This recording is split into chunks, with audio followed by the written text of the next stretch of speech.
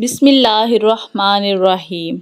شروع اللہ کے نام سے جو بڑا مہربان اور نہایت رحم کرنے والا ہے۔ السلام علیکم۔ امید کرتی ہوں کہ سبھی دوست خیریت سے ہوں گے۔ ویڈیو شروع کرنے سے پہلے آپ سے ریکویسٹ ہے کہ ویڈیو کو اینڈ تک ضرور دیکھیے گا۔ اگر آپ چینل پہ نئے ہیں تو چینل کو سبسکرائب، ویڈیو کو لائک اور شیئر ضرور کیجیے گا اور کمنٹ باکس میں اپنی قیمتی رائے کا اظہار کرنا نہ بھولیے گا، اس سے ہماری حوصلہ افزائی ہوتی ہے۔ جی تو ناظرین، آپ سمجھ گئے ہوں گے کہ ہمارا آج کا ٹاپک مکڑی سے ریلیٹڈ ہے۔ مکڑی، جسے ہشتے پا بھی کہتے ہیں، اس کا جسم 2 قطعات پر مشتمل ہوتا ہے: 8 ٹانگیں اور بغیر جبڑے کے منہ۔ اس کے مطالعے کو عنکبوتیات کہا جاتا ہے۔ قرآن پاک کی سورہ العنکبوت اسی مکڑی کے نام پہ ہے۔ اگر اسلام کی روشنی میں دیکھا جائے تو نبی اکرم صلی اللہ علیہ وآلہ وسلم نے ہجرت مدینہ سے قبل 3 دن غار حرا میں قیام فرمایا تھا۔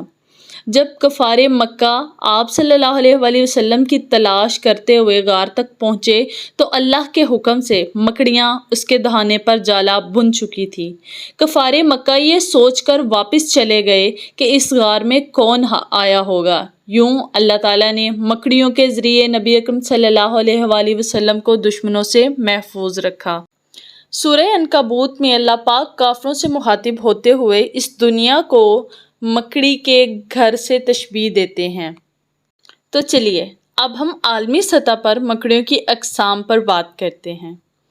مکڑیوں کی زیادہ تر اقسام انسانوں کے لیے غیر زہریلی ہوتی ہیں، بلکہ انسان کو مکڑیوں کی وجہ سے اکثر فائدہ ہی ہوتا ہے۔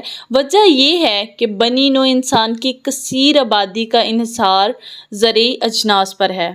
بہت سی کیڑے مکوڑے ان قیمتی فصلوں کو نقصان پہنچاتے ہیں۔ اگر یہ نقصان حد سے بڑھ جائے تو ساری دنیا قحط سالی کا شکار ہو سکتی ہے، مگر فصلوں اور ان کے قریب و جوار میں پائی جانے والی مختلف قسم کی مکڑیاں ان فصل دشمن اور انسان دشمن کیڑوں کو اپنی خوراک بناتی ہیں۔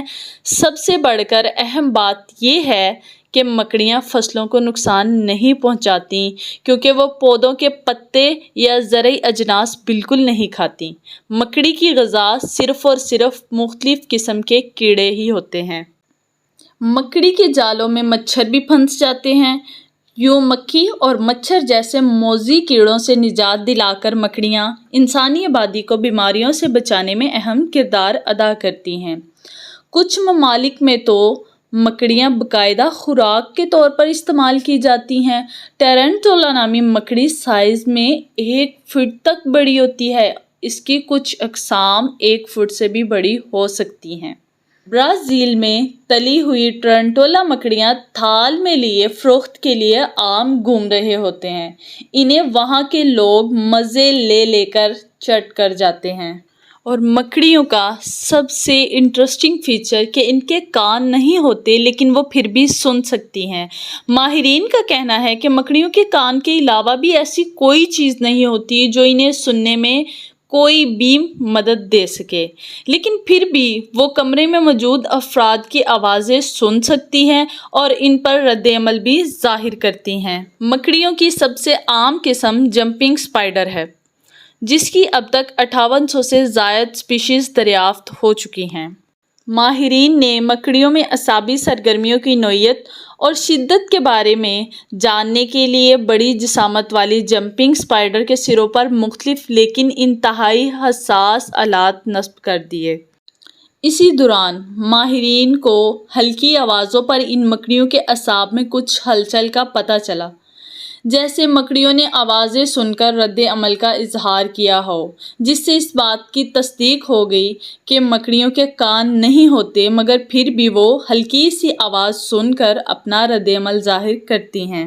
اسی کے ساتھ امید کرتی ہوں کہ آپ کو آج کی ویڈیو اچھی لگی ہوگی اور آپ کے معلومات میں اضافے کا باعث بنی ہوگی۔ ناظرین، ہماری کوشش ہوتی ہے کہ ہم دنوں کے مطالعہ کو منٹوں میں سمیٹ کے آپ تک پہنچائیں تاکہ بہت ہی کم وقت میں آپ زیادہ سے زیادہ چیزوں سے آگاہ ہو سکیں۔ اسی طرح کی مزید آگاہی کے لیے ہمارے چینل کو سبسکرائب کیجیے گا، ویڈیو کو لائک اور شیئر ضرور کیجیے گا، کمنٹ باکس میں اپنی قیمتی رائے کا اظہار کیجیے گا جو کہ ہماری حوصلہ افزائی کا باعث بنتی ہے۔ اللہ حافظ۔